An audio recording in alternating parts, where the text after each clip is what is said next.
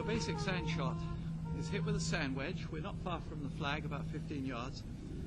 And a sand wedge is what was called a niblick in the old days, a very sharp instrument, with an additional piece of material that was first devised by a very famous golfer, Gene Sarazen, who was rightly frustrated by the effect of niblicks.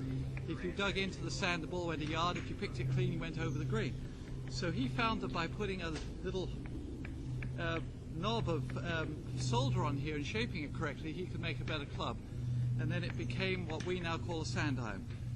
Now the trailing edge of the base of the club is more prominent than the cutting edge, so that when you hit into the sand, if you've correctly organized the club face slightly open, the club will not bury. That means the ball has a chance to come out. If the club buries, it'll usually go a yard, then of course you're frustrated, pull up, and then you go over the green or into the face of the bunker. Now it's very important that we grip with the club face open, point the shaft at the middle and take a full swing, and observe the rules of golf, which say that you may not ground the club in a hazard. That means you can't touch the sand while you're preparing to swing, or while you waggle, or as you swing back, only as you make the play for the ball. This picture here, two lines about 10 inches apart, perpendicular to where we want to go, with the balls in the middle.